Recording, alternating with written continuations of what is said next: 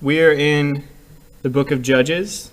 I think we're in the fourth or fifth maybe sermon out of 6.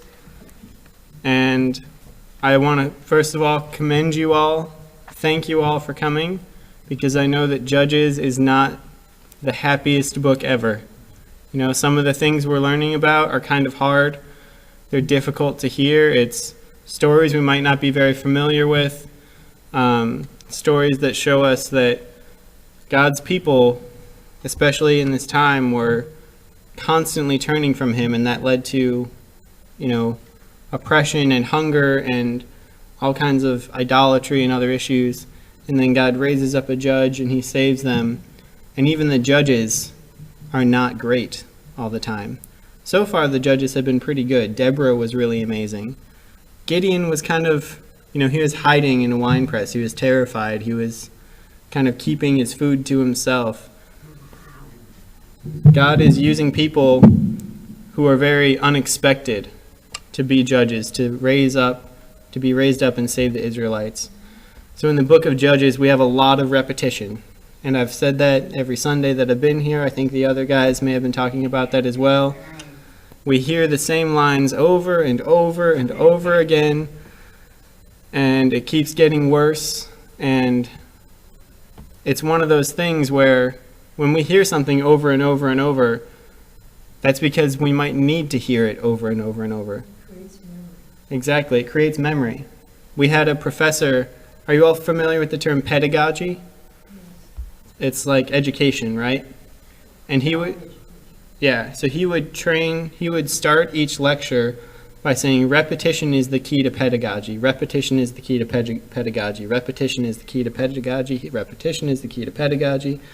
He would say, we repeat and we repeat and we repeat so that we remember. So that's what we're doing in the book of Judges. There's a very important message that the author of Judges wants us to get. So they repeat it over and over and over in different ways with different people and different stories, and over and over and over and over. And that message is that we need God. God is our only hope. God uses us in different ways. He saves us, he delivers us, but it is all about God. He is the hero of this book. So we have our downward spiral in Judges, our cycle that kind of sinks further and further. The times of peace get shorter. The times of oppression get longer. And the judges themselves are more problematic. So in our culture, we have comic books, right? And movies about superheroes. Do any of you have a favorite superhero? Anyone that you read in comic books that you really like? Maybe not. Wonder Woman, right? She's amazing. Doesn't she have a lasso of truth? Yeah. Wouldn't you want one of those? That would be great. Superman, Batman, Spider-Man. I mean, there are just all kinds of amazing people, and Superman is just really great, right? He's a good guy. I can just imagine on weekends he's going out volunteering at soup kitchens, he's Superman. Now, in a lot of superhero cartoons and stories in the past, in maybe the 50s through 80s or so, or 90s, superheroes were all good. They were awesome people. They were moral examples. And today, if you watch superhero movies, they're very different, because they're still saving the day, but they're very conflicted people. Some people, they use the term anti-hero. And what that means is this person does some good things, but they've done some bad things too. And it makes it more complex, and it's, it really pulls you into the story, but they're not like the one-sided Wonder Woman, Superman of the past. They're human. They're much more human. We see their sin as well. And that's what we're getting now in the book of Judges. The judges are like this. They get more and more complicated. So in this story, we're in the book of Judges, chapter 11. And if you have one of the Bibles in front of you, it should be on page 250. And we're learning about a guy named Jephthah, which is just a wonderful name. Jephthah. A lot of H's. There's a lot of words I haven't heard. Yep. So we have a lot to talk about with him. So I'm going to try to share with you as clearly and concisely as possible. If you would read with me in Judges chapter 11, verses 1 through 11, this is kind of giving us the background of Jephthah as a complicated anti-hero, we see their sin type of judge. Jephthah, the Gileadite, was a mighty warrior. His father was Gilead. His mother was a prostitute. Gilead's wife also bore him sons, and when they were grown up, they drove Jephthah away. "You are not going to get any inheritance in our family," they said, "because you are the son of another woman." So Jephthah fled from his brothers and settled in the land of Tob, where a gang of scoundrels gathered around him and followed him. Sometime later, when the Ammonites were fighting against Israel, the elders of Gilead went to get Jephthah from the land of Tob. "Come," they said, "be our commander, so we can fight the Ammonites." Jephthah said to them, "Didn't you hate me and drive me from my father's house? Why do you come to me now when you are in trouble?" The elders of Gilead said to him, "Nevertheless, we are turning to you now. Come with us to fight the Ammonites, and you will be head over all of us who live in Gilead." So verses 1 through 8. So Jephthah, if we just read the beginning part of his story, he sounds like more of like the villain in a lot of the stories that we have of superheroes. Someone who was cast out at an early age, they were rejected, and then they want to kind of come back and take their revenge, right? That's the situation for a lot of villains in different stories. But he's the guy who God is going to raise up as a judge. The Israelites were being attacked by the Ammonites, and they went to him and said, "Hey, come be our leader." And he said, "Wait a minute. You rejected me. You cast me out. You said I can have no part of your inheritance." And they said, "You'll be in charge of all of us. Please do it." And then finally he agrees. So he was born into a situation where Israel had been oppressed for a long time, for about 18 years.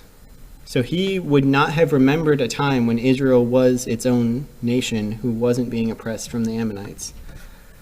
He was the son of Gilead, who the region was named after, so his father was likely an influential person. And Gilead slept with a prostitute and had Jephthah, so he was like an out-of-wedlock baby. He has a lot of things working against him. He's driven out of the town by his half-brothers, and then he goes to Tob and he leads a gang of scoundrels. Some of you probably have heard of situations of gang violence in the United States.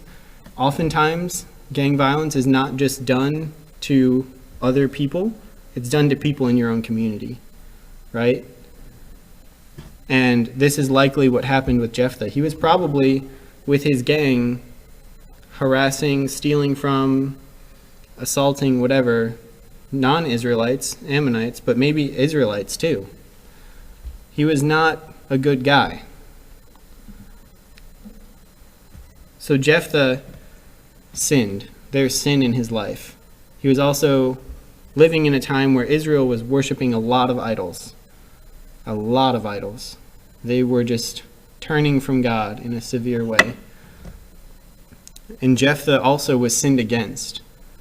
You know, as a baby, he didn't choose the situation he was born into. He didn't choose to be born to his father and a prostitute. He didn't choose to be driven out by his half-brothers. So he started with a hard road. And then he also made decisions that made it hard.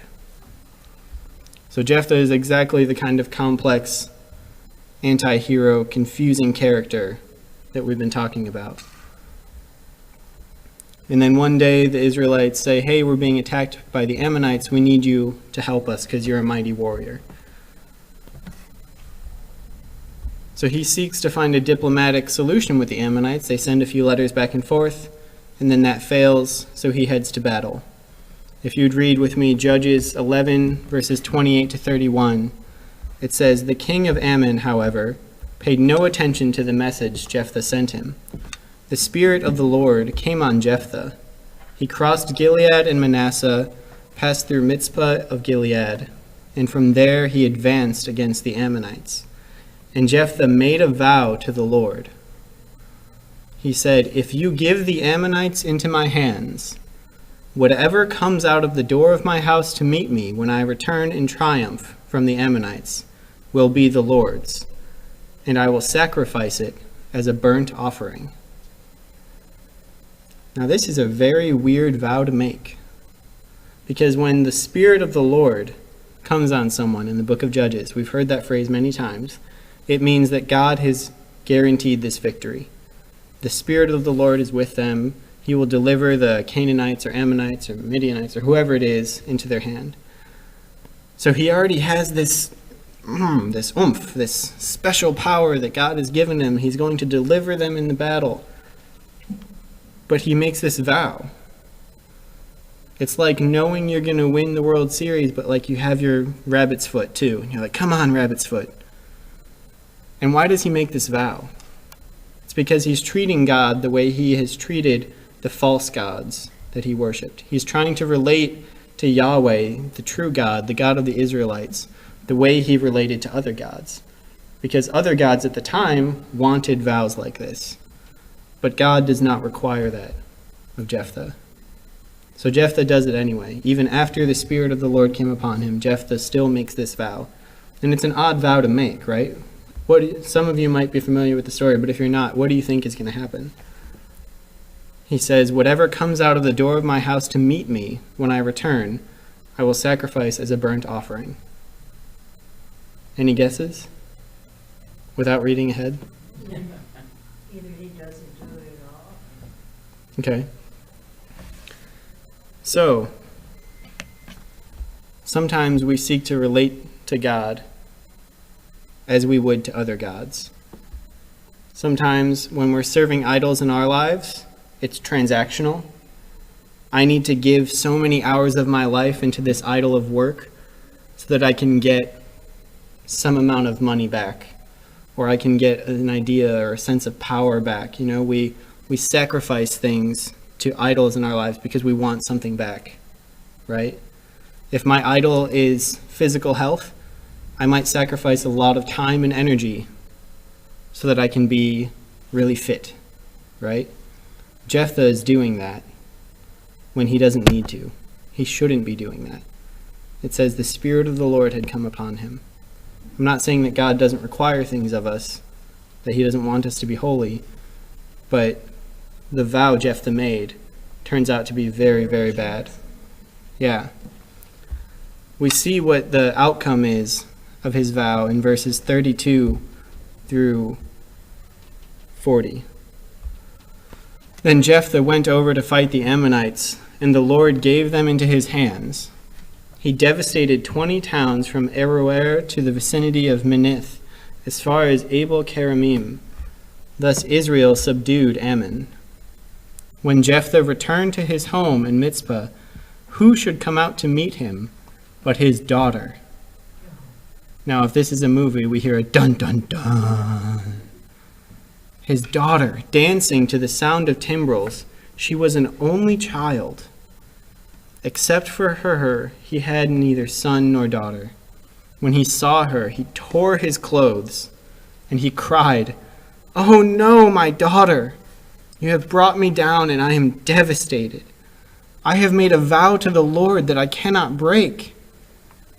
"My father," she replied, "you have given your word to the Lord. Do to me just as you promised. Now that the Lord has avenged you of your enemies, the Ammonites, but grant me this one request," she said. "Give me 2 months to roam the hills and weep with my friends, because I will never marry." "You may go," he said, and he let her go for 2 months. She and her friends went into the hills and wept, because she would never marry. After the 2 months, she returned to her father, and he did to her as he had vowed. And she was a virgin. From this comes the Israelite tradition that each year the young women of Israel go out for 4 days to commemorate the daughter of Jephthah, the Gileadite. So this is a crazy story. He did not need to make this vow, but he made a vow. And I don't know all of the ways of God, but I imagine God is maybe thinking, you don't need to do this. And then he makes the vow and he feels like he has to carry it out, and God might be thinking, you don't need to do this. You don't need to treat me the way you treat other gods. So there are two kind of camps among theologians and scholars who study this passage. Many say that he did in fact kill her. It says he did to her as he had vowed, and what he vowed was a burnt offering. And that's a really hard thing for us to hear, right? And then the other camp says that he didn't kill her. Some people say that maybe, he thought that an animal would have come out the front door, and that could have been a burnt offering. But then when he saw it was his daughter, he would have said, oh, well, I can't kill her. But it says he did to her according to his vow. So some people say that when he saw that it was her, he realized that, oh, well, she is a human. She can't be a burnt offering. So I will commit her to the Lord in a form of temple servitude, kind of like a nun, where she bemoans her virginity because she'll never know a man, she'll never be married, she'll be serving the temple, and she'll be a virgin the rest of her life. And that's what she was mourning. But that concept of perpetual celibacy in service to the church wasn't really around at this time the same way as we have with monks and nuns after the Middle Ages. I think the people who say that Jephthah didn't kill his daughter, they want him to not have killed his daughter, because that's a horrible thing, right? We don't want to read that. We don't want to think about that. We don't want that in our Bible, right? To be honest, we kind of want to gloss over that part. Goodness and mercy. Exactly. And here's the thing. We want perfect heroes. We want Superman and Wonder Woman of the 50s. But that's not what we get in Judges. We get very tricky, very complex people who sin. Even when God has made them a judge, they sin. Even when the Spirit of the Lord is upon him, he relates to God the way he would relate to an idol, and he sins. So it's tricky because if you're familiar with Hebrews chapter 11, they call it like the Hall of Fame or the Hall of Faith. Like, all these people are great, they had great faith, we're going to venerate them. And Jephthah is listed among those people. But why? Is he listed there because he lived a perfect life? No. I would say definitely not. I would say none of them did. Because Abraham had sin in his life, David had sin in his life, Jephthah had sin in his life. They're listed there because of the moments of faith. Because there are times in this story where Jephthah trusts God. That's why. I think when we look at Jephthah and other judges who are venerated in Hebrews 11, they're not lifted up because they're perfect. They're lifted up because of their faith. And their faith is from God. God, in his grace, uses people who were nowhere near serving him. Gideon was hiding in a wine press, keeping his food to himself, and the angel of the Lord showed up, talked to him, and said, you're going to be a judge. You're going to save the people. And he said, I'm terrified. And he said, I know, and I'm going to be with you. Jephthah was driven out by his family. He was a leader of a gang. And even when he trusted God, when he was in that moment, he still sinned. We want Jephthah to not have killed his daughter. I want that. I wish he hadn't. But it looks like he did. We want Samson to be this great man of faith, of moral character, of upstanding virtues, who followed God. And at some points, at some glimpses, that can be true, but for a lot of it, he's not. He's far from perfect. And it's interesting to me, especially the story of Samson. When you read the Bible, when you read the story of Samson, he did a lot of bad things. But when I was a little boy, all I ever heard about Samson was the good things. I only ever heard that he was strong and mighty, and he had long hair, and he saved Israel. And those are good things to share. Those, if we're talking about the things that we want people to emulate, to copy, to repeat, those are the things. But we can't pretend that people are perfect. We look at the moments of faith and we praise God for them, but we cannot pretend that sin is not sin. So we want a perfect hero, desperately, and that's a good desire to have. But in a fallen world that we live in, there is no perfect hero. There is no perfect judge in the book of Judges.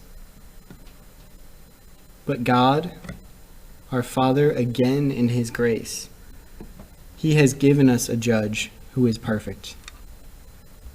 A judge who is righteous. A judge who does not make foolish vows. And a judge who saves. Jesus sees the discrepancy in our lives, in the lives of the Israelites, in the lives of all his people. He sees the gap between us and God. He sees that payment needs to be made, and he steps into that gap. Jesus goes right there. He takes the punishment that we deserve, and he brings us into a perfect union with God. Now, until he comes again and makes all things new, we will stumble. We will sin, and at times we will treat God as if he were a false god or an idol. But we need to be reminded right now, today, that we, in a world of faulty judges and complicated anti-heroes, that we have a perfect judge. We can learn from the mistakes of Jephthah and Samson. We can lift up the moments of faith, but they are not Jesus. We have a perfect judge, a loving Savior in our Lord Jesus Christ. So if there is ever a time when you want to lift someone up, when you want to venerate someone's perfection, he is who we need to turn to, and we should, because he deserves it. He is honest and true and holy and merciful and righteous. If the Lord, who is the Lord of the book of Judges, the perfect judge, the one who is better than the best person we can think of, if this is the God that you worship, then please join me in the Apostles' Creed, which you can find in your folders.